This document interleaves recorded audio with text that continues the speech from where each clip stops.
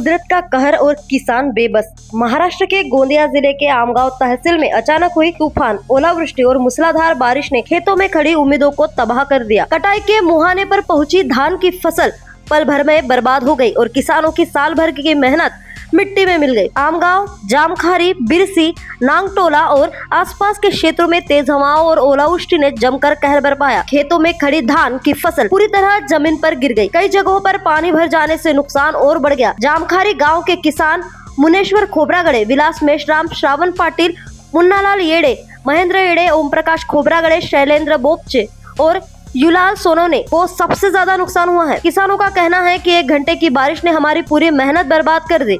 अब हमारे सामने रोजी रोटी का संकट खड़ा हो गया है। घटना की गंभीरता को देखते हुए आमगांव विधानसभा क्षेत्र के विधायक संजय पुराम ने तुरंत संज्ञान लिया। उन्होंने तीनों तहसीलों के तहसीलदारों को निर्देश दिए हैं कि प्रभावित क्षेत्रों का तत्काल पंचनामा कर रिपोर्ट तैयार की जाए ताकि किसानों को जल्द से जल्द मुआवजा मिल सके। कुदरत के इस कहर ने आमगांव के किसानों की उम्मीदों को गहरा झटका दिया है। अब निगाहें शासन प्रशासन पर टिकी है। क्या राहत समय पर मिलेगी या फिर किसान एक बार फिर इंतजार में ही रह जाएंगे? किसानों की मेहनत और उम्मीदों को बचाने के लिए अब त्वरित कारवाई ही सबसे बड़ा सहारा है। मी विलास मेश्राम, ग्राम जामखारी इथं माझी शेती आहे आणि त्या शेतामध्ये रब्बी पीक आम्ही घेत असतो आणि शासनाकडून कर्ज घेऊन आम्ही रब्बीचं पिकं घेतो आणि त्या कर्जाच्या पोटी आमची दयनीय व्यवस्था अगोदरचीच आहे आणि या जामखारी परिसरामध्ये आणि नांगटोला परिसरामध्ये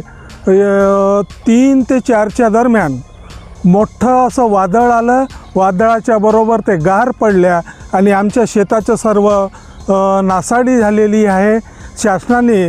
शासनाकडे आमची मागणी आहे की लवकरात लवकर पंचनामे करून प्रत्यक्ष पाहून आमच्या शेताचं जो काही मुआवजा आहे सरकारनं द्यावं आणि आम्हाला ह्या शेतकऱ्यांना, गरीब शेतकऱ्यांना आम्हाला त्याचा मुआवजाचा फायदा मिळायला पाहिजे, लवकरात लवकर द्यावं। आणि आमची ही समस्या आहे की धानाचा म्हणजे 1% पण धान होणार नाही असं आम्हाला वाटते।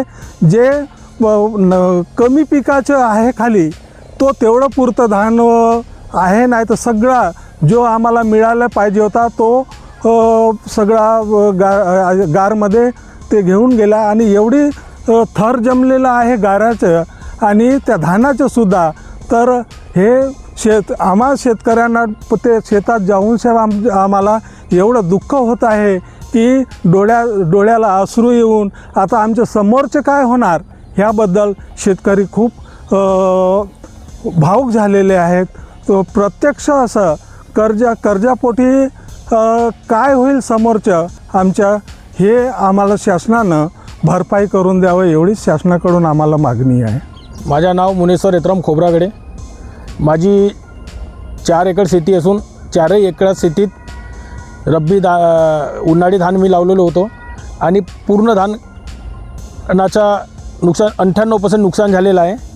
जवळजवळ माझ्या मते 3 लाखाच्या तरी माझं नुकसान झालेलं आहे व मला शासनाला ही विनंती आहे की लवकरात लवकर पंचनामा करून मला पंचनामा करून शासनातर्फे मला काहीतरी भरपाई देण्यात यावी। न्यूज़ फर्स्ट के लिए राधा किशन चुटे की खबर। निष्पक्षता का कदम, आपकी हर समस्या में आपसे पहले दिखेंगे हम हैं न्यूज फर्स्ट। ईश्वर का सच, हमारा साहस और आपका विश्वास। सच, साहस और विश्वास। अगर आप ये वीडियो YouTube पर देख रहे हैं तो हमारे चैनल को सब्सक्राइब कर बेल आइकन दबाएं।